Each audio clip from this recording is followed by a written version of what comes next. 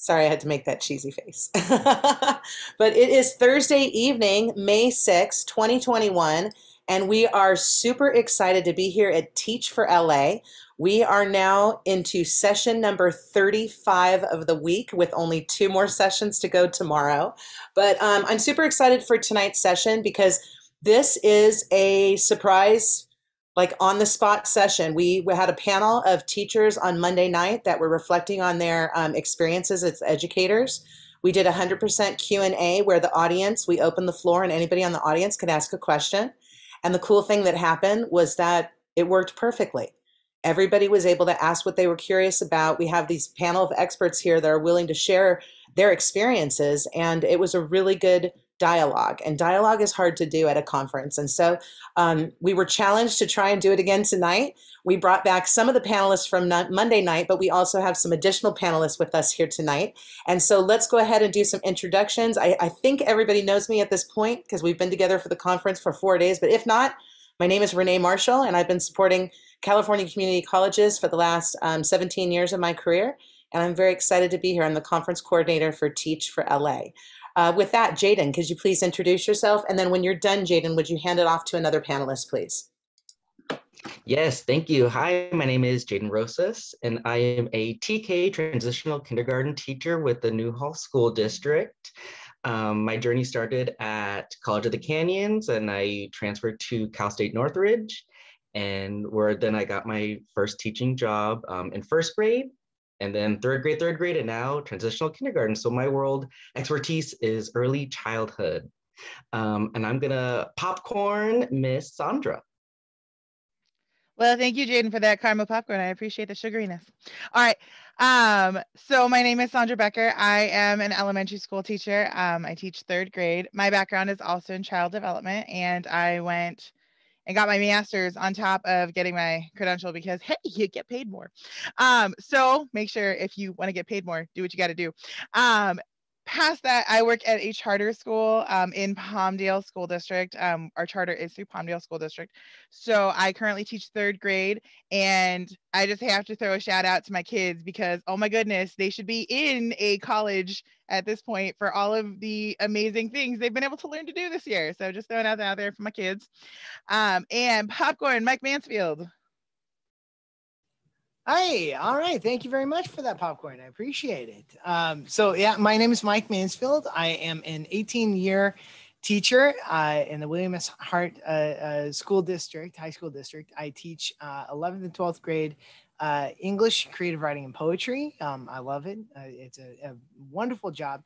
I'm very passionate about it. I specialize with at-risk students and marginalized areas. Also, I am a part-time adjunct faculty at College of the Canyons in the education department. And I have been there for, you ready, Renee? I've been there for 7 years now. How is that possible? So 7 years since. Wow. So yeah. And I'm very passionate about getting good teachers into those classrooms. So yeah, I'm an education nerd. I'm going to pass it on to Chris. All right, thank you. All right, my name is Chris Bojorquez-Engelhardt. I am a fourth grade elementary school teacher at iLEAD Agua Dulce Charter School. I have been with the iLEAD Charter School program since 2013, so 8 years now. I've worked with them with their iLEAD online program, with their first program, and currently with their program that I helped start as a C teacher with my site director called iLEAD Agua Dulce, where we have an amazing play-based program combined with our project-based learning and social emotional learning as well. So I've started my education journey at College of the Canyons with the Teach program, Future Educators Club. I got to meet some amazing people like Renee and Sondra along the way, and more people through different panels and stuff. And I just really loved going to all these conferences and workshops and everything. So I really got a lot from it, and I'm really happy to give back and show what I've learned along the way. Awesome. Thank you so much, Chris. We have Val Huntley that's going to be joining us in about 24 minutes as well. She had a doctor's appointment that went till 7:30, and I was like, any chance you can join in for 30 minutes? And she was willing to join us. So she will be joining us in a little bit. She's an elementary school teacher from Newhall Elementary School in the Newhall School District. Jadin, what grade is Val teaching right now? Is she in fifth? She's in 6th grade right now, In but she sixth? did do 5th grade for 2 years. Yeah.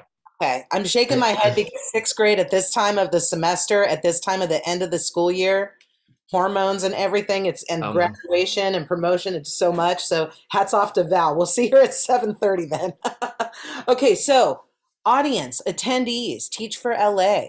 What do you want to know from these educators? We want to open up the mic and see. I mean, I've got some questions here if people who are attending do not have a question, but we would really like to see you and hear you. And so you've got an opportunity here to have the floor with an expert. And so who would like to unmute and ask a question? I'll go first. Awesome. So what was your journey to getting into to getting your job where you're at right now? Like, what experiences have you had? Great question. Who wants to take that one first? I can jump in real fast. Yeah, I come from a family of teachers, but did not want to be a teacher. And actually, when I was just in between jobs looking for a way to make some money, I started substitute teaching. And that actually gave me not only the flexibility to kind of choose when I wanted to teach, but also allowed me to kind of experience education from as many different grade levels as possible. And it really kind of actually eased me into education in a way that I would highly recommend to everybody else, really. So after covering for a couple of different grade levels and at a lot of different schools, that's how I was able to comfortably settle into 11th and 12th grade English, where I'm at right now. If you are considering going into elementary, bless you, and junior high, you are a nominee for sainthood in my mind. But yeah, I decided to go into high school, and only because I haven't had that previous experience of doing it. So I started off as a sub, got a long-term subbing job, and then got hired out of that subbing job right into my first classroom, and I've been there ever since. Thank you very much. Excellent. Who else would like to answer? I love that Mike reflected on that too, because coming from a continuation school, people sometimes have a fear of continuation schools. Like somehow I'm going to say this and this is wrong, but somehow it's like the bad kids, and it's not. Continuation schools are an opportunity for people to have a different type of education, because education needs to be individualized, and it's not yet. And so I love that Mike is coming from a continuation perspective, an award-winning multi-year award-winning continuation school. So thank you, Mike, for that perspective. Who else wants to take this question? Jadin, go for it. Yeah, thank you. Just as we were talking, these ideas kind of got to me that, Mike was saying, bless you, the little ones, but I'm saying bless you to the high ones. And it's so funny that teachers amongst themselves, you just have that personality either for the littles or the middles or the bigs. And so that just kind of goes along with my journey. Just kind of, I would say mine would be the traditional route, going straight from high school to College of the Canyons, and then transferring to a 4-year to get my credential there with student teaching, and getting hired right off the bat there, thanks to Miss Renee Marshall. She definitely helped with networking and stuff. So that is definitely a big part of teaching as well. It's the old saying, it's not what you know, it's who you know. Like really any opportunity, this, or maybe helping volunteering at teacher tributes, passing out bulletin boards. You never know if you're gonna meet a principal, assistant principal, someone in the district who will remember your name. So definitely network out there definitely helps. Yeah, I mean, and just follow, I would say following your passion too, because I thought maybe in last class or last session or this one, should I go high school, elementary? It's whatever truly your passion is. Like I really do enjoy math, but I just love the little so much more. So that's the kind of beauty thing about teaching, is that there is so many different routes to take. So you just got to really listen to your heart on that one, I'd say. Jadin, you started out as in extended care too, right? Didn't you start out as a camp counselor? Yes, I did. Yes. So I like to share that because I started yeah, as a camp counselor as well. So tell them a yeah, little bit about that. And I think Mike too. yeah. I mean, definitely. And I think I saw another question. Should I start as a TA? Yes, any experience is so great because I even remember thinking in my credential program, some folks didn't haven't even spent time with a child. I was like, how do you start that? So any tools and stuff definitely helps. It kind of like Mike, just a summer job I wanted to work with at Santa Clarita Summer Camp, which then got me to an after school position with Sunshine, which then got me to a preschool position, repertoire of knowledge and confidence, just working and enjoying with the kids. I think any opportunity you can have working with kids would be great. There's even through Camp Clarita, I got to host birthday parties throughout the year. So just kind of volunteering at a church, any sort of something to build your knowledge working with kids, I think is just great. I love how you reflected on and my one position got me the next one. And my one position got me the next one. I'll tell you, one of the proudest moments in my life was when I was working at College of the Canyons and I had the opportunity to hire the person for a job who hired me when I was 16 years old to be a camp counselor. She came in and did some workshops. And that just felt like, because you just are constantly trying to get better and be better. And I love that response. Anyone else on the panel want to reflect on this question? If not, we can go on to the next question because there's already another in the chat. Oh, Chris, are you Sondra, Sondra has her hand up, and okay, then I will go after Sondra. Perfect. Yeah. All right. So for me, I was the little goth kid who hated being in school, who hated having to take tests, and who absolutely despised the concept of having someone tell me what to do. So as a teacher coming in from that perspective, I know how much kids don't want to be there sometimes. And I try to have as much fun with that as much possible, because you're going to have those kids who are reluctant. And I have kids who are like that. So I'm over the top when I'm in my classroom and I'm singing and I'm dancing and we're doing Go Noodles and we're up and we're moving. And then you've got that kid who just looks at you and like, ugh, why? And I'll come over there and, we'll try to connect on something that they do like. So just throwing that out there. As far as my teaching experience comes from, I have worked with Renee for years. I worked from preschool in the infant toddler room at a preschool all the way up to college students, helping them through it. And from my experience, because I worked with so many teachers, I will tell you, Jadin, you are absolutely right. You got to find your passion, but it's also okay if it changes later on. I had teachers who started working in middle school, high school, who decided to go to preschool and vice versa. They're like, I got so sick of that age group. So just know it's okay. You can still be a teacher somewhere else, even if you change your mind. And as far as my experience goes, I'm working with third grade and I had a horrendous experience with third grade, but I tried it again. And I love my third graders so much. I love multiplication. I love how the kids' brains work at this age group. So I'm just throwing that out there. But my experience was I hated everything teacher related. But all my aptitude tests kept coming back as be a teacher. And I'm like, why? And then I tried to do theater and I tried to veer off, and Mike and I have very similar stories about trying theater and how that was not fulfilling in the slightest.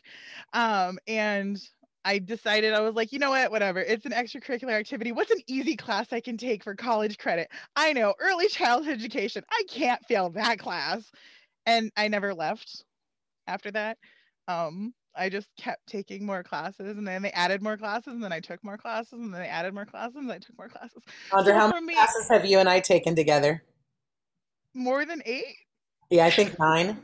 I think every class I ever taught. Pretty much. So I mean, as far as it goes, yes, you're gonna find that groove that you appreciate and that you love, but be true to yourself for it, because honestly, you're going to change what you want. So just make sure that you give yourself that flexibility. If you decide ECE is your passion, go for it. But make sure if you want to be able to move later on, you can. And that has to do with bettering your education. I have to say the panel probably agrees with me on that one. Make sure that if you want to move, you can move. Don't make yourself stuck somewhere. And that's why for me, I've had people tell me, they're like, oh, you'd be great in a junior high. And I was like, oh, well, I have my master's. They're like, oh, so you would only need a couple classes to become a single subject teacher, right? And I'm like, yes, but that's not my jam right now. And they're like, okay, well, when it is, let us know. I love that, Sondra. That was a fantastic answer. Great. Okay, Chris, you ready to take it next? Yes. Great. So I always knew I wanted to work with kids, just not at what capacity. When I was younger, I worked at Sunday school. I actually did a lot of camps also. I did the Summer Institute at College of the Canyons. I did Camp Helping Hands. I did a few other summer camps that I started with my charter school, actually. But I started my teaching journey for an actual school in as a substitute, and I was an on-call sub, and they would call me just when someone was out, and I ended up just showing up every day to see if they needed any more help, and they created an on-site sub position so that I could be there every day, and they paid me every day, and that position's still there because I just showed up every day asking for work. And because of that, I got long-term sub positions. Then I got internship positions. So I was able to teach while I was in my credentialing program. And that was really awesome because I was able to get my multiple subject credential through Cal State Teach and be a lead teacher for my grade level team and be a C teacher to help open a new school. So I had the opportunity to transfer from one school to another to help open the program, which is really cool. So don't be afraid to try new things, try new experiences like grade levels if they're available. Because if you are comfortable with it at some point, it's better than being caught off guard and switching. So maybe starting from the beginning of the year and trying different grade levels so you're more comfortable and know exactly what you what you have closest to your heart at that time. Chris, I'm really glad that you brought that up. I'm sorry too if you can hear sirens. I live next to a fire station, so I apologize. They're all going. I apologize for the nanny going on in the background. Oh. My husband's watching in the living room, and it's pretty. Oh, how funny! How funny! But I think you made such great points there, Chris. And one of the things I remember with you too is I remember you talking about wanting to advance and wanting to have opportunities eventually in administration. And I've loved watching your career because when doors opened, you were willing to go through them, even if you didn't have full certainty. And starting a new school, that's a huge thing to do. Starting a new school in a different part of town, that's a whole other issue. And a different philosophy and whatnot. And so I love that you shared just that willingness to try things, because I think that's part of it. And, I'll never forget, I trained to be a kindergarten teacher, and then I got hired to teach fourth grade. And I got hired at a beautiful school with a fantastic principal, but I didn't want to be a fourth grade teacher, but I took it because it was the school I wanted to work at. And so I love that you're all reflecting on this, because the more flexibility, the better, because at some time you will have a change that maybe you're not going to be ready for or anticipating.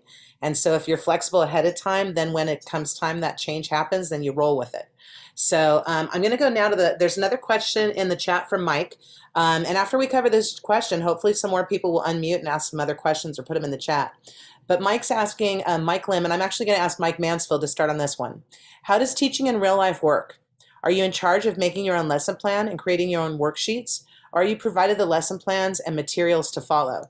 This is a great question too, because this is actually an equity question.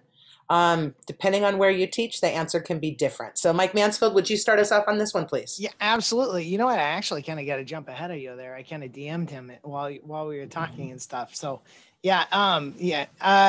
as far as curriculum is concerned, you know, you're given materials, you're given like a kind of a course outline or a textbook or something. And of course, you've got support teachers there to kind of provide and help you out with it and guide you through what's expected to be taught there. But you're also allowed to improvise. And really, that is one of the bigger key factors that I've discovered in education, is that improvisation is so important. Just the willingness to be flexible, to understand that this curriculum as is right now, as stands, might not be the most effective way to teach to these kids that are in the room, that they might be able to connect with a different story or a different character or in a different way with other people.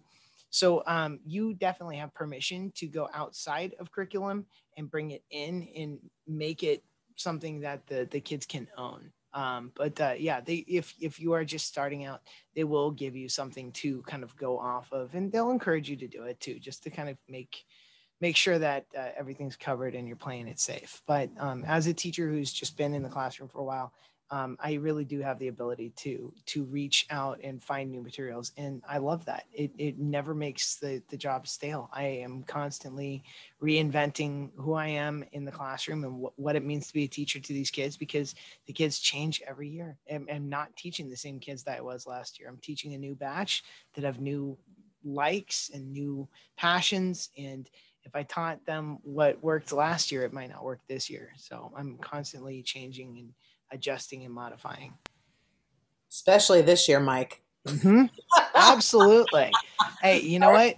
We actually, I was very lucky in that I was on my home Wi-Fi, because the kids, they were really into this game Among Us. And I was actually able to turn that game into a lesson with the kids. And it culminated in us playing the game, you know, together. And then I would pause the game and we would teach the next part of the lesson, and then we play again. And it was really, really fun to be able to do it. But again, that was one of those things, I was paying attention to what they were passionate about, what they wanted to do. And I let them drive the way that I taught.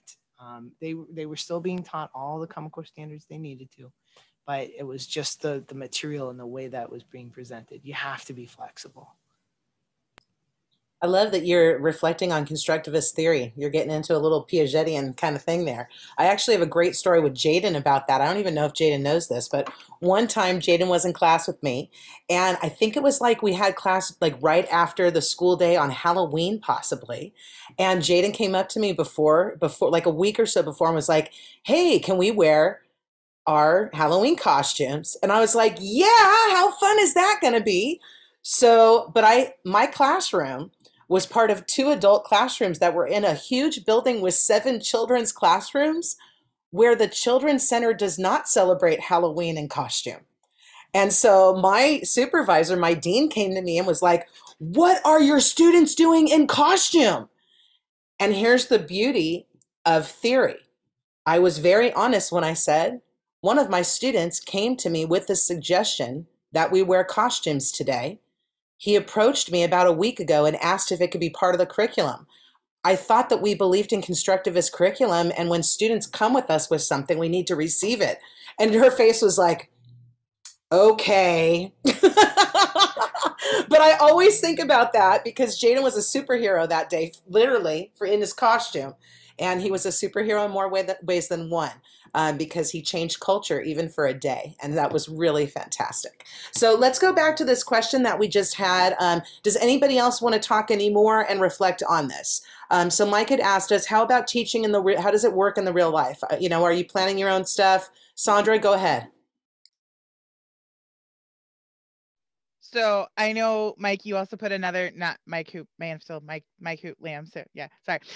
So I know, Mike, that you said you were worried about it and it might stress you out. As a new teacher, unfortunately, stress is part of the job. Depending on your district, depending on your support staff and team and people, yes, you might have to be making your own stuff every single day.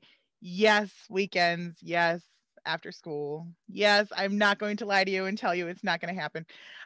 Because if you do want things like Mike Mansfield's talking about doing Among Us, and you're talking about changing your curriculum every single year for your students, yes, that does mean that yes, you're going to have to recreate things every single time. Because Mike, yes, you've done it for so long. You probably can do it a lot faster than some of us newbies who've only been teaching for 3 years. Just saying, he sends me text messages. I made an escape room for my classroom. It was so fun. Don't talk to me. So you know what? It's fine. But yes, if you're going to have those experiences, yes, you are given curriculum. Hopefully your people for your grade level or your team or your department are very helpful, and they'll share with you. I had an experience for my first year of teaching. Nobody shared anything with me. I was making it every single day. No one gave me nothing. So it was one day after another. I was given the curriculum and I had to figure out what to do with it. So if you want honesty, yes, if you get a great team and they help you, of course, it's not going to be as much. Make sure you ask for it if you need for the help, by the way, because most of the time they will be happy to help you, but they don't know if you want the help or not sometimes. But on the other hand, you might get stonewalled, and yes, you're going to be making things every single night before you have to. And then you'll become Mike Mansfield, and it'll be fine to make an entire Among Us lesson within like half an hour of needing to start class, but whatever. Hey, I always say your first year of teaching with your own classroom. Sondra knows what I'm going to say right now. You don't get married. You don't have a baby. You don't buy a house. Like, you don't do anything big except teach, because your whole body, your whole everything is consumed. Another piece of advice, and they've heard me say this before, if you can, take off summers. Because if you can secure, like, you get a paycheck all year, but you don't have to work in summer. Now, you can make more money if you work in summer, but if you take it off and preserve yourself, trust me. Sondra? I have to tell them, is it okay that I tell them about my wedding? Yes. Okay, so Renee's rule, I'm shaking my finger. Don't get married, don't get pregnant, and don't buy a house. I didn't do the other two. However, I did get married the day before I started my very first PD day. So I got married on a Sunday. My PD day was the next day. So I had my wedding dress in my car on the way to my professional development for my first day. And then school started on Wednesday because we had a parent teacher meeting on Tuesday. So as far as stress goes, you will have sodas for your parent teacher meetings that first day if you have any leftovers, because that's what I did. I used my leftover sodas for my wedding, and I had them for parent teacher conferences because I was like, what am I going to do with all these sodas? But yeah, definitely a little hardcore to try to not do that 3 days before. Yeah, don't do it. I see a great question here too. Anna said, what do you feel like is the most challenging thing you have to deal with in teaching? Jadin, do you want to take that one?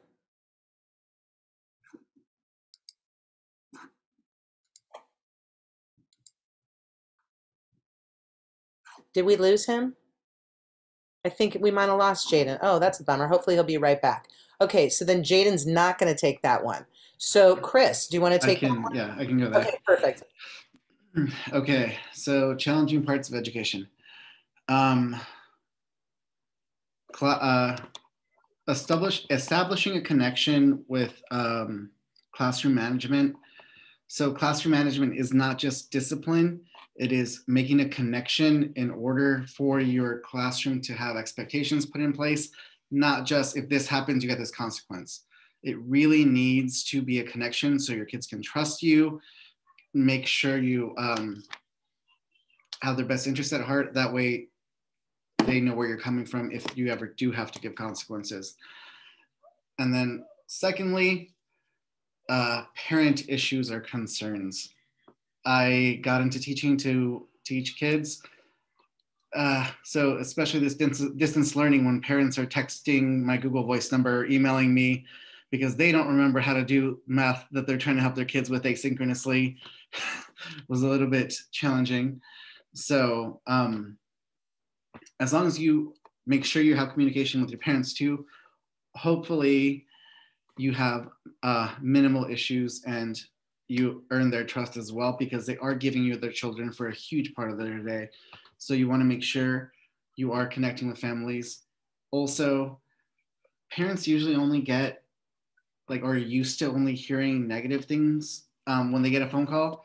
So I've made it a point to send emails or have phone calls with parents if their kids did something amazing. Also, even like in addition to any like applications or stuff that might like monitor like class progress, like a direct email or in-person phone call really does wonders. Like a mom's like, oh my gosh, what happened? Did he do something? I'm like, no, I just wanted to say how amazing he did with this math problem. He was really not sure, but he wanted to give it a try, and he asked questions every step of the way. I was really proud of his efforts and the growth mindset he was showing. And the mom was so happy, and the kid was so like engaged for like the next few weeks, because he's like, okay, Mr. B called my mom. He told me how awesome I was, so I'm gonna keep that going.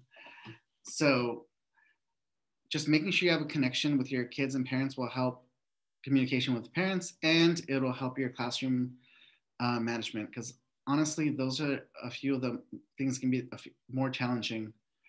And obviously there's extenuating circumstances for both, but as long as you go into it with that connection, I feel like you'll make it as easy as possible.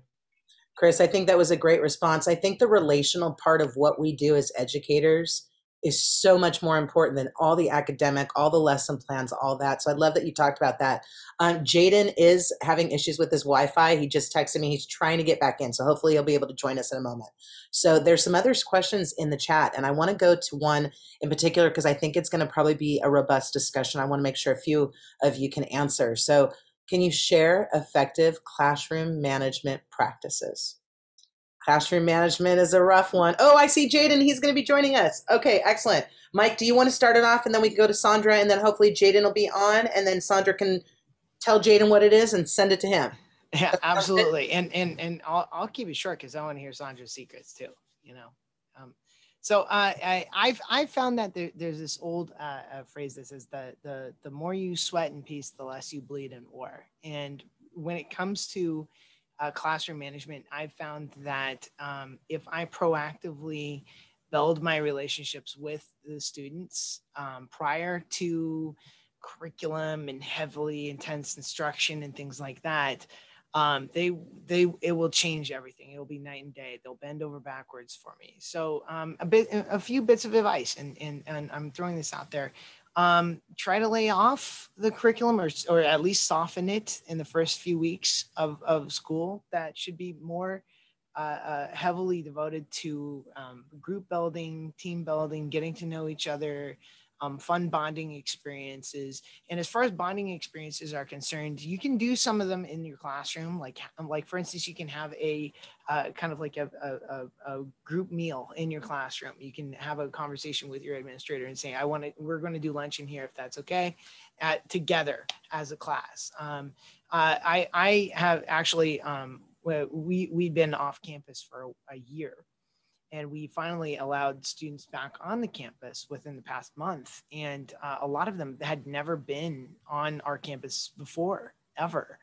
And so the very first day, what I did was I took them for a walk. And we just walked around and did a tour of the school. Like, this is your school. This is where everything is. And answered questions and talked to them and got them familiar with the campus. And right now, the group that I'm teaching, they're all best friends. Like, there's a big group chat that they're all in, and they all like to talk and hang out and, and outside of class, be with each other. And, that sort of like camaraderie is kind of our goal. We want our class to be friends with each other. So that way, if something does come up, you can talk to them, you can deal with it, and they understand that it's not necessarily a personal thing, that you can actually say, hey, this is about the behavior, not about you. I like you. It's the behavior we've got to deal with. And I want to make sure that we've got that organized and straight. So, okay, Sondra, you're up. So Mike, you took my thunder, man. You took it. No, I'm kidding.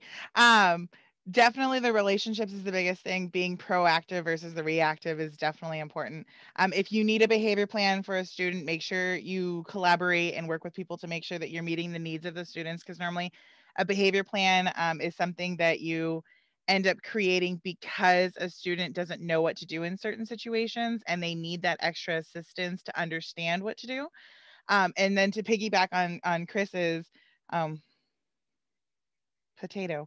As a teacher, be honest. When you don't remember something, don't lie to your kids and be like, no, I meant to do. No, just be honest and be like, I totally forgot what I was about to say. Mid-sentence, guys, no clue what was going to happen next. Let's find out. All right, let's dance around until we can remember what it is. I don't know anymore. Okay, whatever. We're going to move on. Have those moments with your kids. Show them that you're human. You are a human being. You are a teacher. Yes, obviously. But at the same time, it's okay to make mistakes, because some people have this idea that, you don't argue with your teacher. They're always right. No, we're not. I'm sorry. If I say 5 + 5 is 7 and nobody corrects me because I'm the teacher, there is something wrong with my class. But what Chris actually said, what I wanted to piggyback on, if I don't lose it again.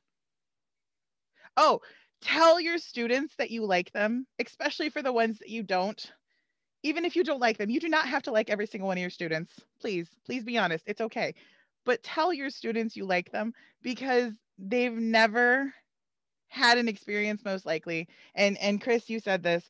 The parents get these phone calls and they're negative. Oh God, what did they do? Please don't tell me that they hit anybody. Please don't tell me that they did something wrong. They don't get those positive phone calls. And if you think the kids or the parents haven't heard a positive phone call, these kids have not heard a teacher come up to them and say, I want you to know, no matter what you do in my classroom, you may make mistakes. I still like you. You are still a child. You are still a human being. It is okay to make mistakes, and it is okay that you don't like me, but just know, no matter what you do, I will like you. And I had a student who I actually did that with, and I called his mom the second day of school, and I said everything great I could think of for that kid, because mom had never had a positive phone call home. She automatically expected, oh dear Lord, what did he do? It's the second day of school, was her answer to my phone call. So yes, make connections with your kids for sure. Be honest with them. If you have a brain fart in the middle of class and you make a farting noise with your mouth because it happened, it's okay. And only do that if you feel comfortable with it. If you do not feel comfortable with it, don't do it, because it'll just feel really awkward and weird. But if you're one of those people who feels comfortable doing those kinds of things, absolutely be yourself, be a human being to these kids, because that's what they need. They need role models who can make a mistake and still come back from it and say, okay, I made a mistake. I'm going to take a deep breath. What can we do to fix it? And what can we do to move on? Because they're going to make mistakes as well. So just know, teachers aren't perfect. Even though we have Teacher Appreciation Week and everybody's like, oh, you're so great. It's okay to make mistakes, because they're not going to remember the mistakes. They're going to remember how you made them feel. And they're going to remember that it's okay for them to make mistakes, because everybody does it. I had something I want to just touch upon briefly before Jadin answers. When I was a 5th grade teacher, I once had this student I had been warned about before he came to me, and I decided I was going to give him a clean slate and just try my best to meet him where he is versus having him meet me where I am or where the school is. And I will never forget when the first progress report came around and I gave him a satisfactory for his behavior. And his mom called me crying. And he didn't get an excellent, he got a satisfactory. And she called me crying because it was such a big deal that I said that his behavior that first trimester or quarter, whatever, was satisfactory. And so I had a regular conversation with her, and then I'm going to be really honest. I went afterwards and I pulled his cumulative file. Keep in mind, he's in 5th grade. You have 4 progress reports a year, okay? So for 4 progress reports in kindergarten, so kindergarten, 1st grade, 2nd grade, 3rd grade, and 4th grade. So 5 years times 4 reports. So for the first 20 reports where this child was in elementary school, he was told every single time that his behavior was unsatisfactory. He was literally put on a path to be given an unsatisfactory. I think it should be almost criminal that he did not get a satisfactory until he was 10 years old. What did our system do wrong in that situation? We talk about gaps. Find the gaps. If you want to make a difference, if you want to make an impact, find the gaps. And when you find them, be willing to confront them. Don't be afraid of them. Go to your friends and ask for help. Sorry to be a little intense, but it's one of those things that we don't talk about. And we are the agents of change. We sometimes are the only voice for these children and these young adults. You don't come into this field unless you take it seriously. So Jadin, let's go to you now. Sorry, I don't mean to be all, everybody knows I get really intense. Anybody who's been in class with me. So Jadin, let's talk now, your experience, management, you know, like what do you think, what do you want to share?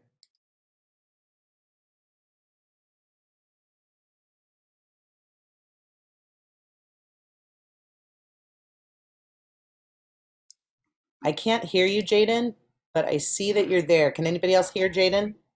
No. Not yet? No. No. Okay, then, But can I ask something really quick? yeah.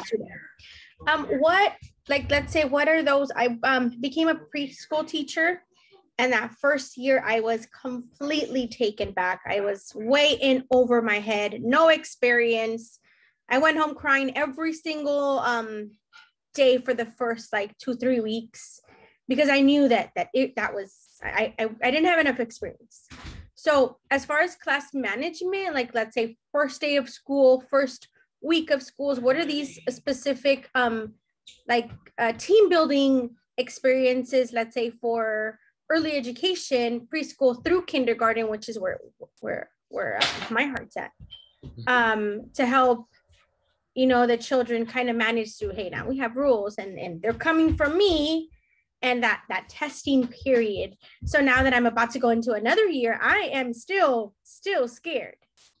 There's some great books to support you in that area. I'm going to go ahead. First of all, I want to see if Jadin, I know he's here. So I thought I could hear him for a second, but we will absolutely come to that, Nancy, because there's some great resources that we can share. So quickly, I'm going to see if Jadin wants to try to come on. He texted me saying it's not working for him. Okay. Please tell him I'm so sorry, because I know it's so stressful when that's happening. Okay, who wants to take it? Who's on? Val, do you want to take it? Yeah. Okay, awesome. I had 3 things in my head, and then I only wrote 2 out of my 3 bullets, but we'll see if it comes back to me. Okay, hi everybody, nice to see you. Thank you for letting me pop in later, I appreciate it. So my name's Val Huntley. I heard that the topic was effective classrooms, so hopefully I stay on track. The first thing I thought of is just the relationship building. So to go off what everyone, or what I heard Sondra and Michael talk about, is just like how important it is for your kids to know that you care about them honestly and genuinely. I really enjoy like the follow-up questions. So I'll, you know, ask them just about their interests and lives and siblings and pets. But then where you really get them is like the next day or the next week, you ask like follow-up questions about the same thing that you talked about, you know? So like if they, especially because little kids will always share like their entire life with you. Like, oh, this weekend I'm going to grandma's and she got a cat and she was going to get a ferret, but she ended up getting a cat and it's this color and da da da da. And if you just remember like, okay, grandma got a cat. And so then on Monday, I come up and I'm like, what am I supposed to remember about this kid? His grandma got a cat. And then I say, hey, how was it visiting your grandma? And like, what was the cat? And what was his name? And they just are like, ha! It's just like so magical, because they're like, all right, like you care about me. They kind of like will buy in with that, you know? So I just love that. And I also like genuinely care about grandma's cat. So it's like a win-win for me. Another thing I was thinking too is routines. Like, something I've learned the past, this is my 4th year. So the past 4 years of teaching is like how important a routine is for me, but also how much the kids love a good routine, like a daily routine. It doesn't have to be monotonous, but just so they know like, okay, every day after lunch, we come in and we silent read to like calm our bodies and our minds. And so they like look forward to seeing that we have like some kind of routine down for math. Like we do it all together for a little bit, and then we do math groups. And then during math groups, you either come to group with me and you bring this, this, and this, or you're at your desk and we look on the board and then there's our list of things. And then, so every day it's like math groups at the same time. Every day after lunch, we silent read. In the afternoon, we do science. So it's just kind of like simple little routines, even like how they go sharpen their pencil has a routine, how we line up to leave has a routine. Yeah, exactly. They know what to expect. And I think that it makes me feel comfortable just because I like can check things off, like, good job, Val, like we're making it through the day. But then they kind of feel that same kind of a thing too, as far as like, it's like a comfort, I think. So it's not chaotic. So I really believe in the routines and the relationships, of course. I think those are my two main things. So thank you. That sounds good. And I want to go now into some resources too. Like Val, you touched upon this, and I'm going to put in at least 1 or 2 resources in the chat. They're a little bit older books, but I actually took myself off of camera for a minute because Nancy, I want to share these with you. This is going to date me, but I'm doing it. Okay, thank you. First Days of the Classroom by Wong and Wong it should be like, I don't want to say it the wrong way, but to me, I'm going to say this in no disrespect. It was like the Bible for me. It was so important. I actually met Harry and Rosemary Wong. They're educators in California, or at least Harry is. This is going to sound crazy too. It even comes with a DVD. It's a wonderful book, one of the best ones ever. Now, this other book, this is an older edition, but 2 of my mentors wrote this book. And this book is gold. Even if you can find this first edition, grab it. It's totally worth it. It is called Keys to the Classroom. It is by Ellen Moyer, Carol Moran, and some other authors. It is one of the best books ever because it's not just about team building and setting up, like establishing the beginning of the school year. Half of the book is literally like activities that you could directly use in the classroom that are already ready, of things that you want to do with kids.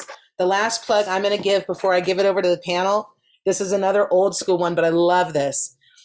One of the pieces of behavior management that we need to understand when we're trying to manage kids is the more you know about child development, even if you're working with young adults or teenagers, the better off you're going to be. This is a favorite book of mine called Yardsticks. It focuses on ages 4 to 14, and it tells you like developmental norms, and it gives you like curriculum ideas, relational ideas. It's one of the best books ever. So, okay, these are my 3 really old references. So now I'm going to open it up to the panel for what's new, like what new kind of resources are available in terms of managing children. I know PBIS is big, and just what's going on. And who wants to start it? Maybe Mike? All right. We're talking about classroom management, like just like new things that are out there. Well, PBIS is great. I'm a huge advocate for that. That's positive behavioral interventions and supports for kids, and it's a very constructive, holistic approach to discipline. So I'm 100% on board with that. And I actually, I've learned all these discipline techniques, and then I go ahead and I experiment with my own 2 kids. So go figure, right? They're my guinea pigs, but it seems to be working out. They're besties and stuff with each other. So that's good. In the classroom, I found, like, especially with like junior high, even 6th graders and older, there are a couple of other programs that like really help with classroom management too. I know Class Dojo is a big one with elementary. They also have one that's for middle school and high school called Class Craft, and it's kind of like a World of Warcraft kind of themed class dojo that allows the teachers to kind of track, like, assignments and grades, and they assign the quests for the students' avatars to go on, and it's fun for the kids to kind of play with. But I think it just ultimately just goes back to, like, allowing the kids a chance to play and have some playful elements in there. Gamifying your classroom experience too can really help motivate the kids to want to participate in something, like making it part of a game and bringing game-based play elements into your class. So I would say that's pretty much where I've been focusing a lot of my attention, is just play-based learning, and what that looks like on online digital formats too, giving them a chance to play. I love, Mike, that you're talking about play, and you specialize in 16, 17, and 18-year-olds, correct? Mm-hmm. And Yes. Then your college students. Yes. So play is for every age. Absolutely.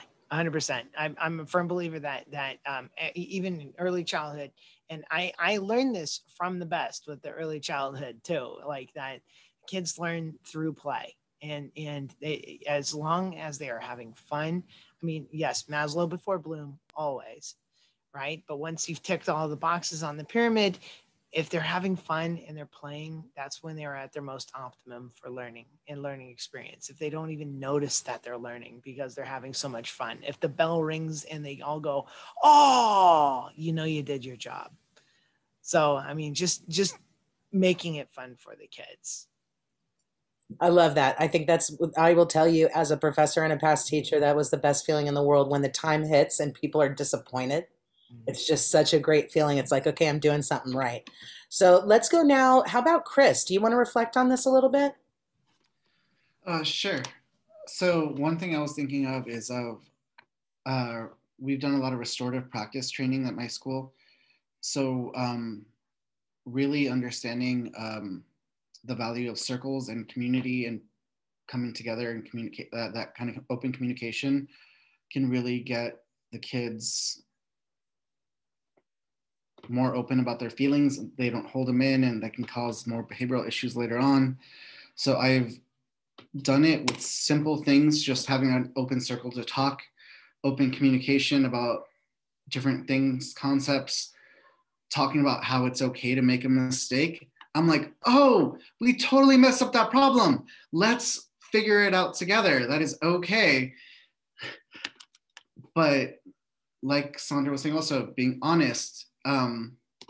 And I really like the concept of a circle when you're able to be closer together, because everyone is equal, everyone is together, and we all have our own space in the circle and we all can give our own time with it. So that's one thing I also always encourage my kids to understand the value of their time and others' time as well. So like, okay, I shouldn't be taking away from someone else's learning or someone else's time. So I need to be respectful of them. So that's one thing I really noticed. And like they were saying, my school's big about it too. We are all about play. But make sure when you can always have free play opportunities, but as the teacher, make sure the play is intentional on your part. So, okay, this, like Renee was saying, these are things that can foster curiosity at this developmental age. So I'm going to put these things out to help stem maybe their architecture building. So that's one thing I really noticed, and one thing I really want to foster. So I always try to find different ways to do it for different things I do. My school is project-based learning. So I wanted to see what was engaging. I saw a lot of the 4th grade standards as being very abstract. So I turned them into a magic project. And we had a science versus magic project. And we were seeing we're showing how to reveal the unknown.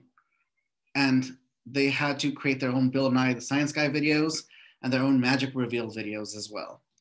So they were really excited about that. And I'm currently going to go into a whole end of the year math reflection project using comic books. So try to see what excites the kids. And if they're excited and engaged, you'll have less behavioral issues as well. They'll want to be engaged in doing it. My kids asked to type for an extra 30 minutes today.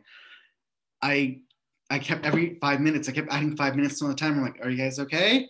Like, can we keep going? I'm like, okay. I'm like, if anybody doesn't want to keep typing, let me know and I'll have you do something else. But you guys are in a really good groove right now with your class stories.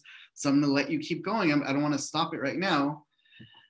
So just encouraging that, and random thoughts and things, please encourage their curiosities, because my class was just curious about sign language for one thing that happened in a book for one page. And we went into like a 45-minute conversation about it. We found a few books, and I printed out a double-sided page. One side has cursive, one side has the sign language alphabet.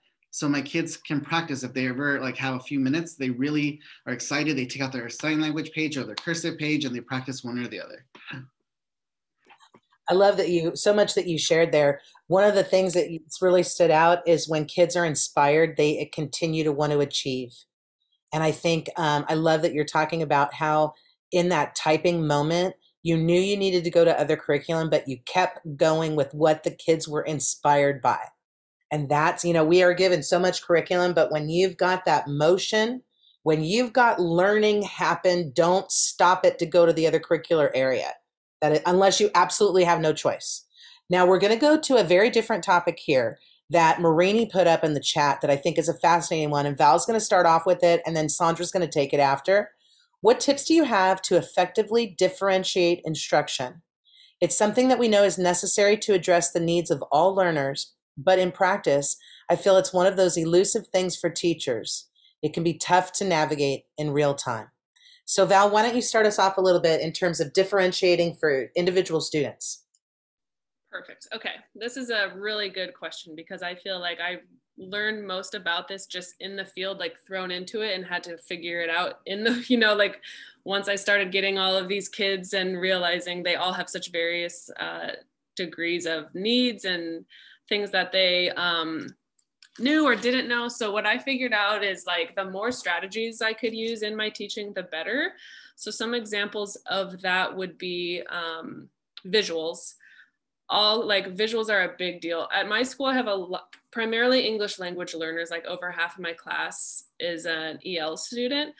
And so the strategies that I use to help them also help children with other needs too. So it's kind of a win-win. So as a list, I use a lot of visuals, which means like anchor charts, like big posters.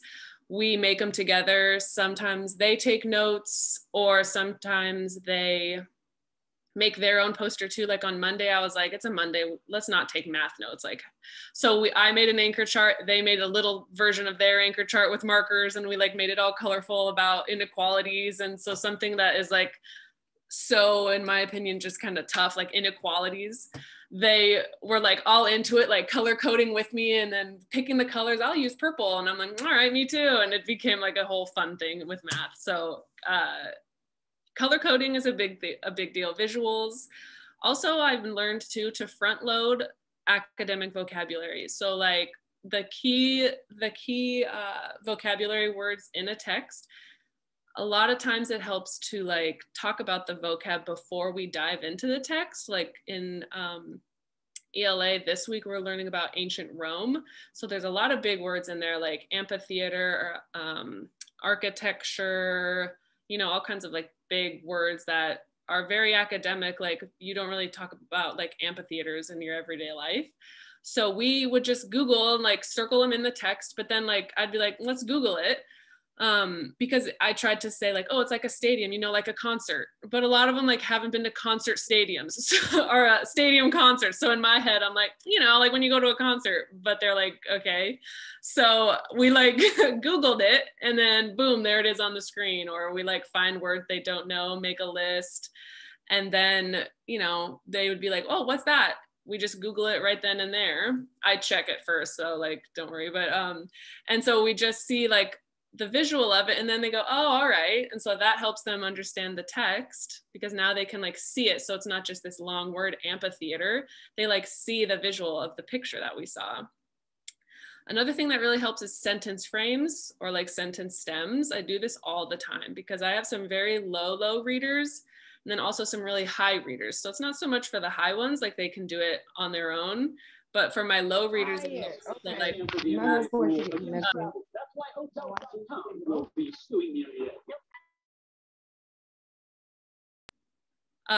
I'm wanting them to write something, even if it's just what'd you do this weekend, I'll have my high writers and readers, that just start writing a whole page. And then I'll have other kids that don't even know where to begin. So I do a lot of sentence stems on the board, and it's for everybody. It helps everybody. But it's particularly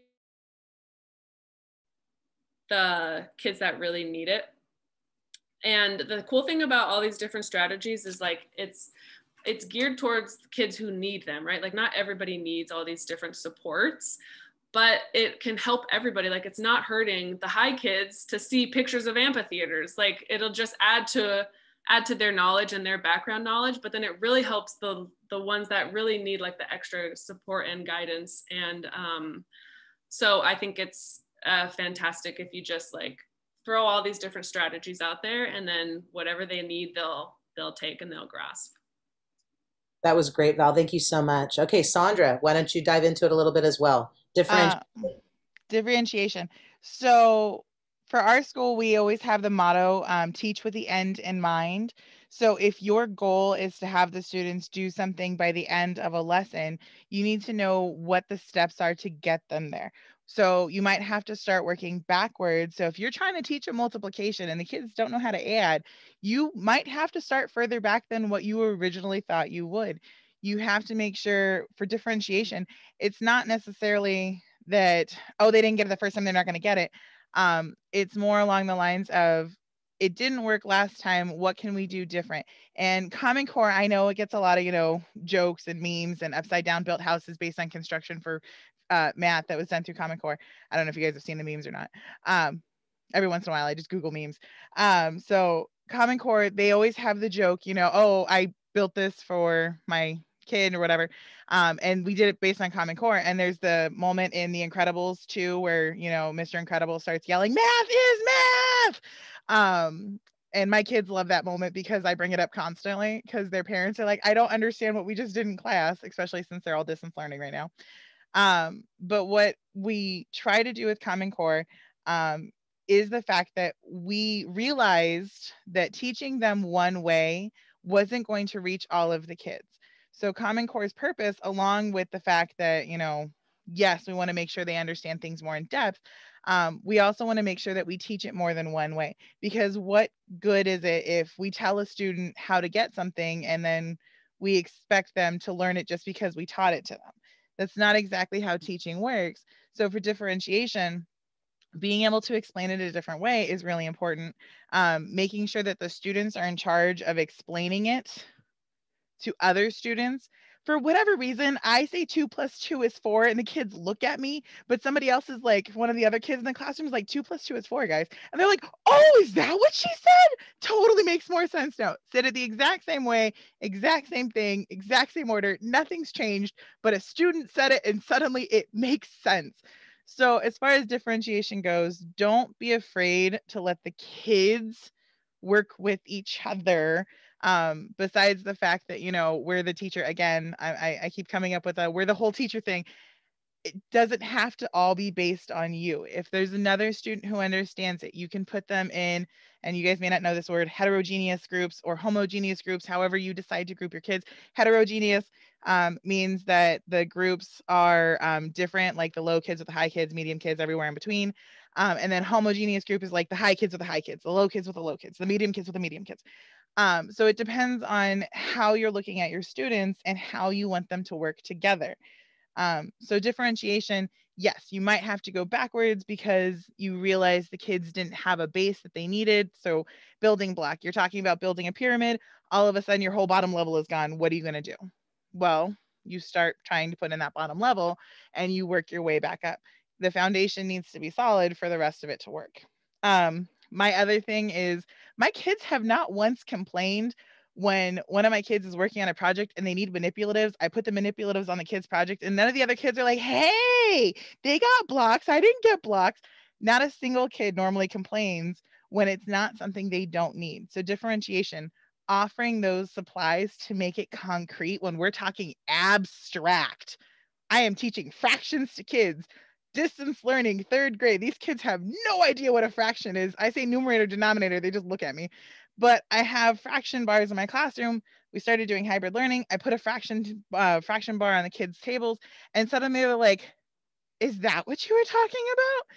And them holding those materials, all of a sudden something clicks, and they completely understand those numerators and denominators. All of a sudden they're able to understand equivalent fractions. So if a student needs something, try to see if you can get it for them, whether it's made of paper or you buy it on Amazon or your school supplies it. There is a way to get that material that the student needs. So it's concrete learning, because a lot of what we're doing in the classroom is very abstract. If you can make it real world, I know, Chris, your entire school is about real world. For the rest of us, we're not as lucky sometimes. Try to make it as concrete as possible. Try to make it so the kids understand it. It's relevant. Most of my conversations for ELA is about Marvel. We talk about like every single Marvel movie. For the cinematic universe, we bring in Ant-Man and the Wasp, the Avengers. We go like all out on it. And we're talking about point perspective of author's point of view. Who is this scene talking about? We'll do Toy Story 4. Anything the kids are into. We'll totally bring it down to their level, because even though it's not a book, no, it's not Toy Story for the book, it's Toy Story for the movie, they're still going to understand first person, second person, third person. Who is in charge of the scene? Who are we seeing it from? And the kids actually sat there and they're like, well, Forky isn't first person character for it because of the fact that we didn't know he was in the trash can when Woody woke up. And the kids were totally into it. They understood it. They were able to get it. They were like, oh. And then when the little girl leaves, they're like, well, she's not part of it anymore, so it still can't be her for first person. So we're relating it to things they like, the things that they enjoy. And then, yeah, they're still learning in the process of it, but it's connecting to things that they already know. So I like to scaffold. So for those of you who are ZPD people, where you at? Okay. So ZPD, zone of proximal development, yes.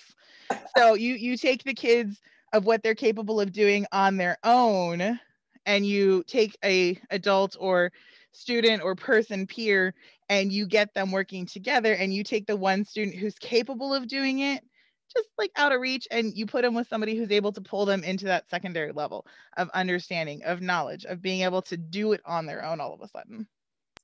That was awesome, Sondra. Thank you so much. I know we're a little over time right now, but we're going to continue talking for just a few minutes more. But if you have to go, we understand, and we totally respect everybody. We appreciate you being here. We have a question that I want to ask the panel. But before we do that, Chris is going to talk about something unique about the school he goes to and a really different way. Sometimes in special education, we hear of IEPs, individualized education plans. Chris is going to tell you about something a little different. I have one more question I'd like some members of the panel to reflect on. And then we also have another question that I'm going to privately share with the panel members to see who wants to tackle it, because it's a good one, but it's a heavy one. So, but with that, Chris, could you please tell us a little bit about what you do at iLEAD Agua Dulce to individualize instruction for every single child from the moment they start on your campus? Of course. So we have something called an ILP, which is an individualized learning plan. And if you're in an education program, you might do it for induction or your credentialing program. You might see that along the way for yourself, but we actually do it for our learners, which is what we call our students, because they learn along the way. And we are their facilitators. We facilitate their learning. That is our job. What these meetings are, so we, at the beginning of the year or whenever the learner starts, so they might start at the middle of the year, whenever they start, as Renee was mentioning, we have the meeting with parents, guardians, and the child and myself, and the learner, the child, is in charge of what they want to learn for the year, what they want to get better at, what they want to improve on, what they want to just foster with their learning. And they have to come up with 2 academic goals and a social emotional goal for themselves for the year. And they need to think of 3 steps for each of those. So for the youngest, like the younger ones, like the TK kids, we have them draw a picture and they do 1 academic and 1 social goal. So it might grow from, I want to make a new friend and I want to learn my letters, to I want to be able to write multiple paragraphs with transitions. And maybe their social aspect can be, I want to be able to express myself rather than feeling depressed at home without talking about my feelings at school as they get older. So it really gets them into thinking and being really reflective on themselves, and knowing that they have a support system, that the family has the goals for them at home. I have it with them at school. They can come up with ways to work on their goals at home and at school. So we can tag team it together. We're all a team.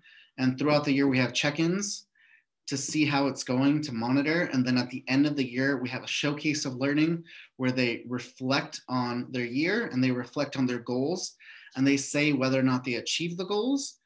and what they can do to continue them on for the next year. And it's really amazing to see. We just had learner-led conferences instead of parent-teacher conferences. We had learner-led conferences, which is like a midway point checking in for their goals. And the kids were like, they used a Google form. I had an interactive Google slide, and they used a Google form for their parents and them to reflect on it. Like, okay, I think I'm approaching this goal, but I don't think I'm not yet at this goal. I haven't gotten there yet, but this goal I've already done or I've exceeded it. So I need to create a new goal for the rest of the year. Because even if they achieve the goal, like let's say March, that doesn't mean they're done with their goals. That means they have to create a new one since they already met the one they were at. So it's continually learning, finding out what they really want to focus on. And it's really amazing to see.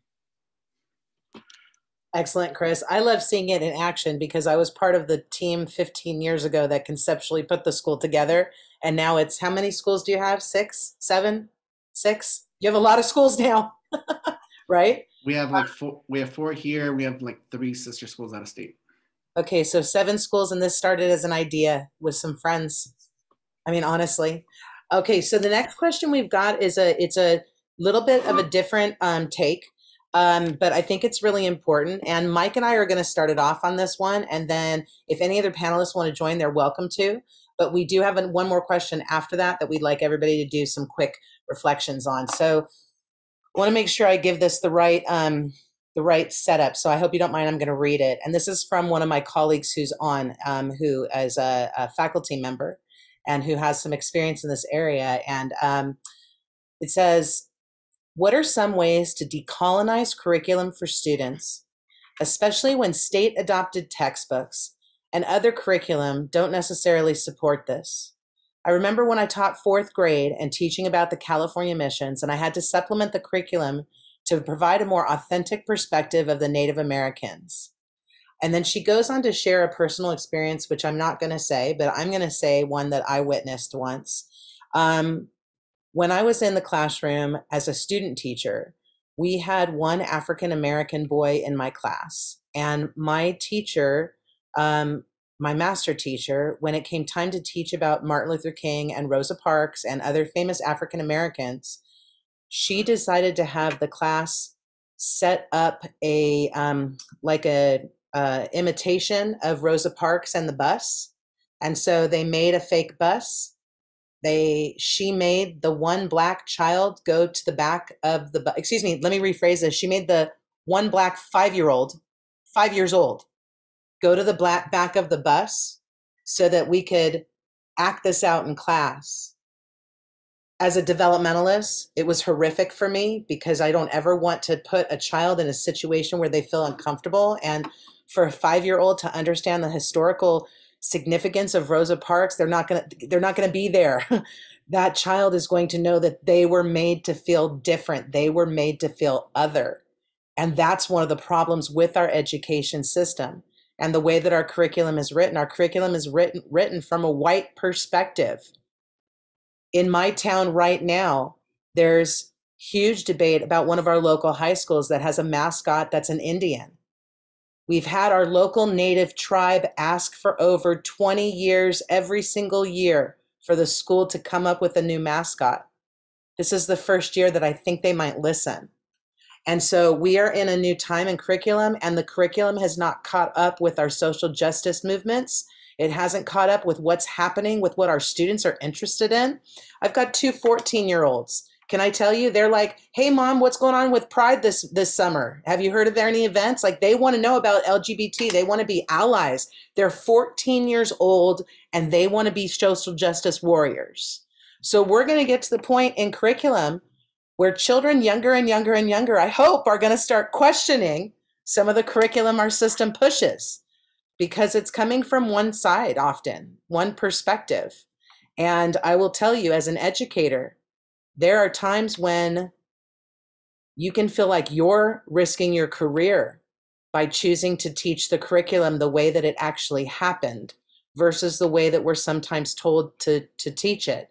My biggest word of advice in this area is find an ally in leadership at your campus or your child development center, that somebody you can always ask.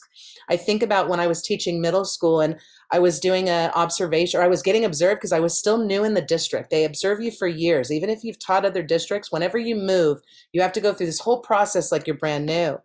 And so at that point, though, I'd already taught in Northern California.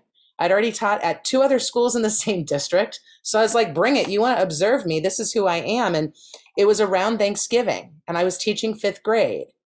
And I said to my principal in the pre-meeting, I want to teach my students the truth about Thanksgiving.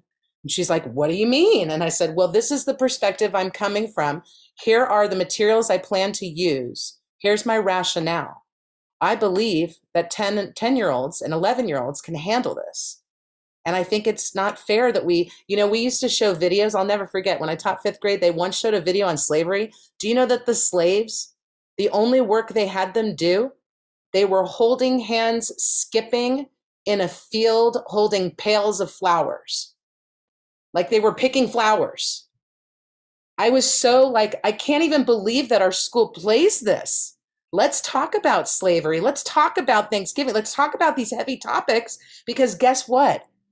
Children can unpackage these things when they are supported by adults who have the cultural knowledge and desire to really better our society.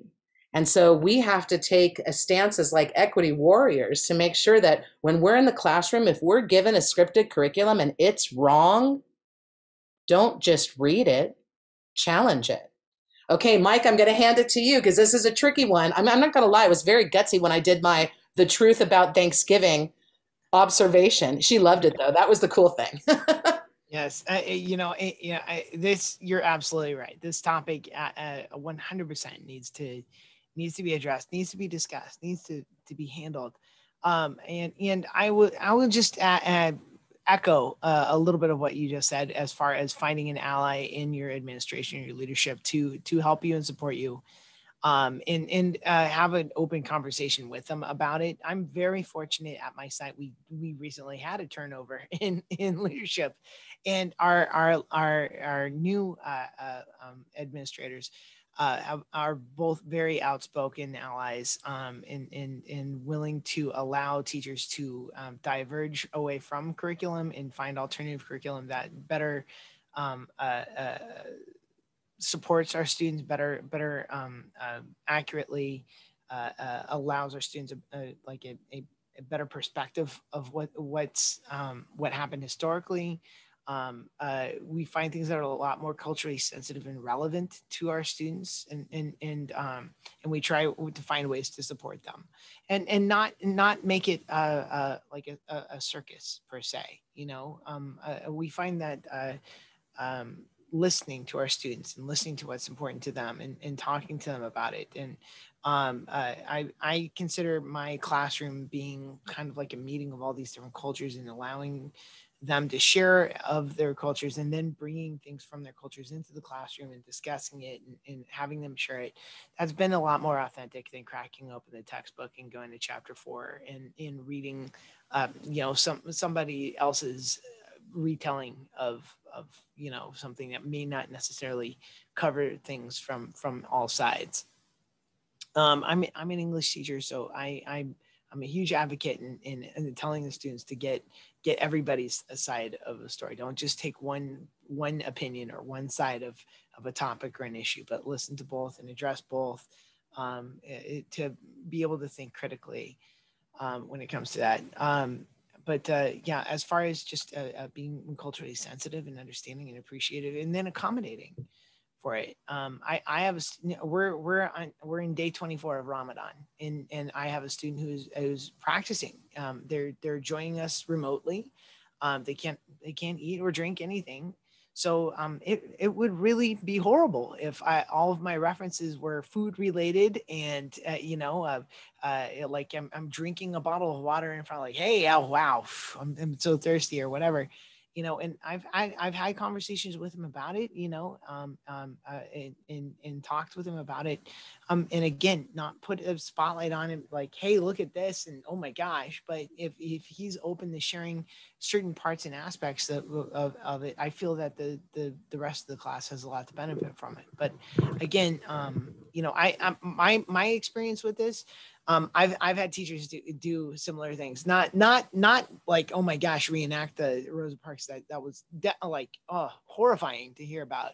But I have had teachers find out that, oh, hey, your family has this cultural background. Why don't you stand up on a desk and give a speech about it? And I'm thinking that's mortifying for that child, first of all, and secondly, you know, how marginalizing is it to say like, oh, well, why don't you speak for an entire culture? Why don't you speak for an entire race? And it absolutely is not the way to go. So very much appreciate what you've been is doing and saying, Renee, of allowing the students just like a different perspective and listening, most importantly.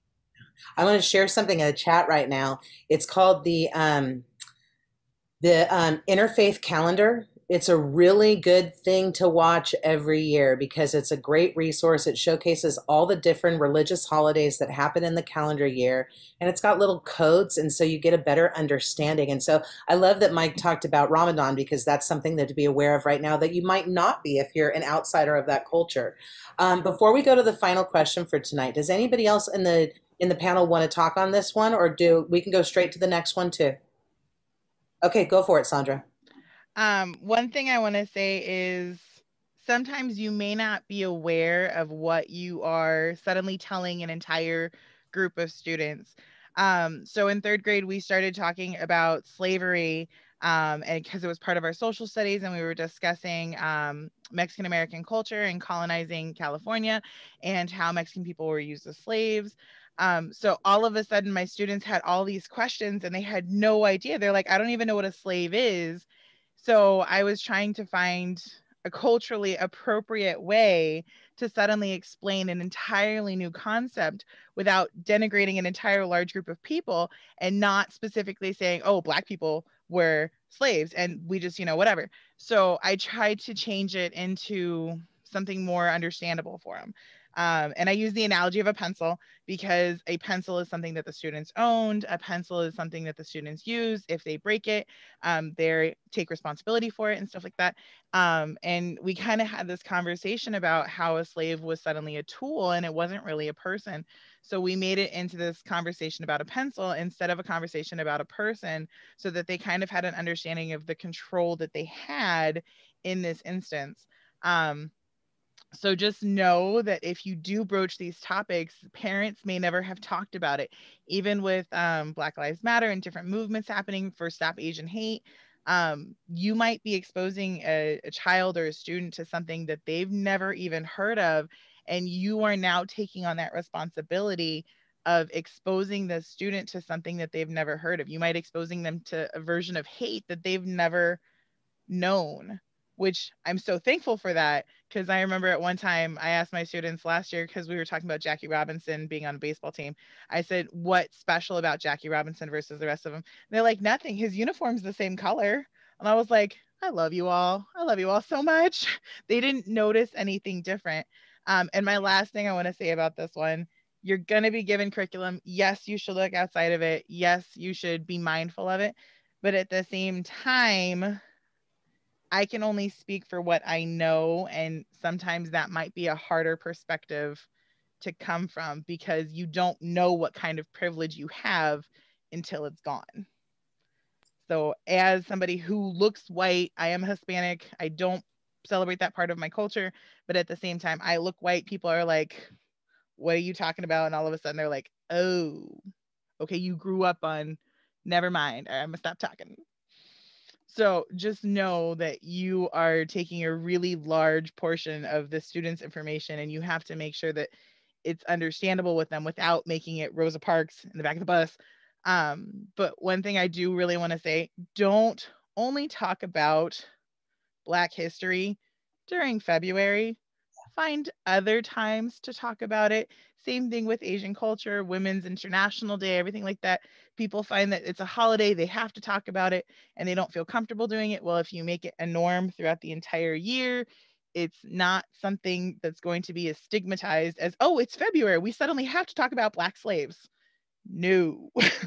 Make sure you make it so that it's something that you always discuss. Make sure that it's something you always feel comfortable with, and ask for other people's help on it if you are the person who doesn't know from that perspective. I know that there's a lot of different YouTube videos out there right now. Not all of them are going to be great appropriate for everything you're talking about, but there's conversations, what my white friend asked my Black friend. Mm-hmm. There's lots of different things out there for resources and stuff, because the conversations are happening, and we should make sure we understand more of what's going on in them. Some very, very good points, Sondra. Very good points. Let's go to our last question for the night, and we'll have each panelist reflect on it for a minute. I do want to let everybody know that Jadin sends his love, and he was really sorry that his Wi-Fi was not cooperating. Jadin's spectacular. So if since he wasn't on tonight, make sure that you go back to watch the recording from Monday for sure. Okay, so for our last question for the night, and let's go ahead and, I don't know, whoever wants to can go first on this one, but what did nobody ever teach you about kids in the classroom that you learned after you got into the classroom? So something that the books didn't teach you that you learned once you were in the classroom. Any sort of final messages or final thoughts? Okay, Sondra, why don't you start us off, and everybody else will go through, and then we'll wrap for tonight. Okay, it's a gross one, just so you guys have a heads up. That's why I wanted to start. You are responsible for lots of things that happen in your classroom, one of them being vomiting. When you are suddenly having a kid vomit in your class and they are the center of attention, it is your job as a teacher to suddenly try to diffuse that situation as best you can, and make sure you have an age-appropriate plan for where that kid is going to vomit. If it happens, you have to deal with it. I remember one time I'm sitting there and a kid starts vomiting in a trash can. He doesn't want to go home for the day. He doesn't want to leave. So I just sat there and I rubbed his back while other kids were taking tests. So it was a completely silent room. The kids are testing, and while this kid is vomiting in a trash can while I'm rubbing his back. And I just stood in front of him so nobody can see him. So I was his little blockade. And then I sent him to the nurse's office, and he still refused to go home. I love that you just shared that. Val, before you go, I have to just share one thing. And this was the strangest thing, or one of the strangest ones that ever happened to me in the classroom, because anything can happen. Anything can happen. One time I was teaching kindergarten, one of my students was over at the drinking fountain in my classroom. I had a little sinking drinking fountain. And as he is bending over, taking a drink, get ready, everybody, a turd falls out of his pants onto the floor. I'm not lying. Like a poo turd. I'm like, what is going on here? He stands up, another one falls out. Turns out he needed to use the restroom, and he wasn't wearing underwear, because that kind of stuff happens in 5th grade. So that was an interesting one. That was the only time I had a piece of poo sitting on the classroom floor, but nobody could have predicted that one. I'll tell you that. I had no idea. So Val, something that you learned, that the books didn't teach you, but that you learned once you got in the classroom. Mine was anything can happen. Yeah, did you say 5th grade for that? No. He was in kindergarten. He was 5 years old. I was like, whoa. I heard 5th grade too, and I was concerned. Yeah. I had a friend in 5th grade who peed her pants during standardized testing because the teacher wouldn't let her leave the room. How sad. People called her a bad name about it until we were in high school. Oh my God. Yeah. We don't want that to happen. Yeah, my 1st grade teacher, as a side note, she would never let us go to the bathroom. So I used to sit on my leg because I thought that would help me not have to pee. And I sat on one leg in school until junior high. It was just became a thing because I was like, I can't have to pee when I'm in the room. I have never understood why we don't let children use the restroom. It's like a human, yeah. It's this basic human thing, and we make it it's a negative if they have to do it when they're at school. It's so fascinating to me. That wasn't my rule, but okay, Val. Yeah. What did you kind of learn? Yeah, okay. What's in the books? Yeah. The first thing I thought of was just how they come to school like with, they're not all gonna come and just be like totally ready to learn and like let's go. Like they have all of their home life and like all of their feelings and friend drama and like they bring it all to school. Like they're little humans too. And I know that seems so obvious, but I think like especially in my credential program, I was just like really on like the lesson planning and the like all of our projects and the curriculum and how am I going to teach this standard? Well, I'm going to do this, this, and this. And we had to write these lesson plans that were like pages long and it's like all just curriculum. And then I get to my own class and I'm like, look at me go. Like my lesson plans are so great. But then like I have like kids come in that are like crying because they fought with their mom that morning, or somebody's, you know, dog passed away, or I have a couple girls come in from recess and they're having a problem. And now they just like all these little things, they just like they'll like zone out or they don't feel good enough to learn. So you have to like, I kind of was like, oh, like this kid's head's down, like he's not paying attention. But then I like go talk to him and like check in on him. And he says like, oh, he was up all night, like taking care of his baby sister. It's just like all of these things that they deal with that you wouldn't really like think of, I guess, especially because my upbringing, I was like really fortunate to where my mom was home with us. So like me and my sister, she like fed us dinner every night and we had a bedtime and my mom helped us with our homework and we were always like had our hair combed and like nice clothes and things. So I just assumed in my my first year that like everyone has a mom like I did and everyone had a childhood like me, like playing outside on the cul-de-sac. And then my kids like that come into my classroom have a much different life, especially my 5th and 6th graders. They're usually like the primary caretakers of their younger siblings because their parents are out working, which is fine. I mean, they're trying to put food on the table, so it's nobody's fault. But like, I have like 3 of my kids right now that like take care of their baby, like a baby. Like they go home and like babysit a baby as an 11-year-old, like until their parents get home like late at night, like an actual baby, you know? So like, obviously they're not paying attention in the morning. So I think it's just things like that to like be aware of, but then also like give them some grace. Like, you know, if they need to put they're exhausted, like haven't slept all night, like, yeah, like put your head down for a little bit. Like I'm not, you know, just kind of like take care of them as humans and children and not be so concerned about, you know, make sure you're taking your notes. Like if you need to sleep, then sleep for half an hour, you know. That's kind of what I thought.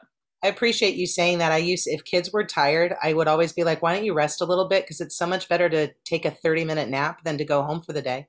Exactly. I'd have bean bags. They'd go sleep in you have a migraine, go lay down for a few minutes in the library on a bean bag.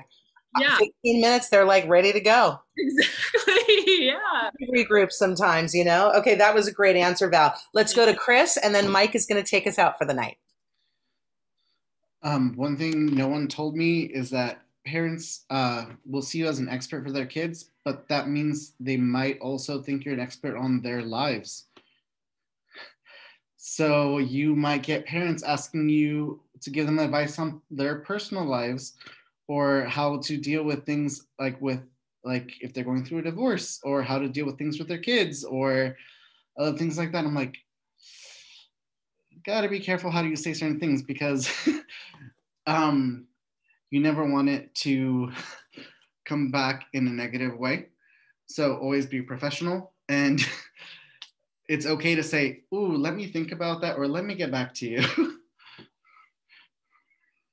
I love that you said that. Let me think about that, or let me get back to you, Chris. That is something that I didn't learn that for a couple years.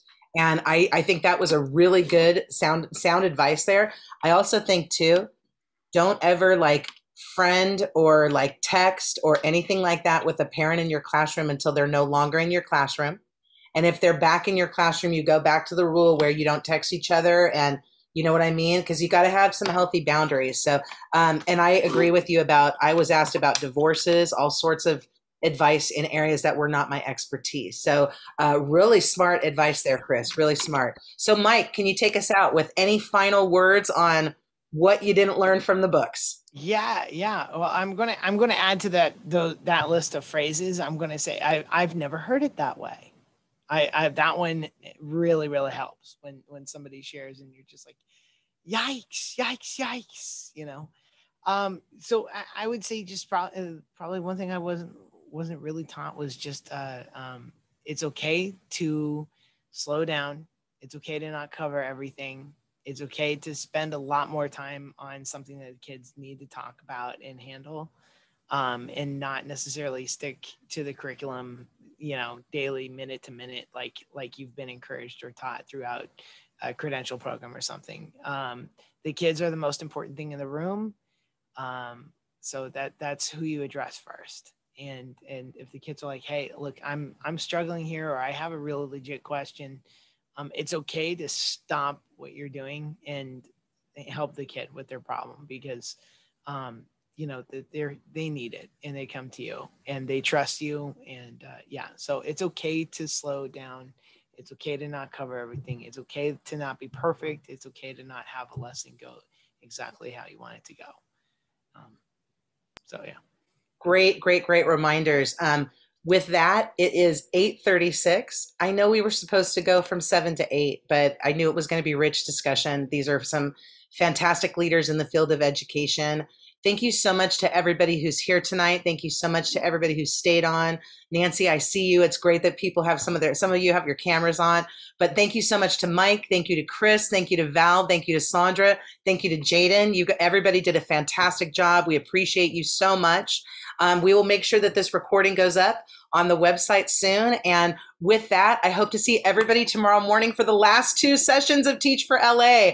We've got a great session in the morning with a child development expert. And then following that, we have our closing session. Please be there at 10 o'clock. Yadira Ariano is our keynote speaker. We're having a networking session. We're having giveaways. We're having a student panel. It's going to be a jam-packed last 2 hours of the conference. So thank you so much, everybody, for being here tonight. Everyone have a fantastic weekend. And, keep doing what's right, everybody, in solidarity. It's great to have you here. Take care, everyone. Thank you so much, panel.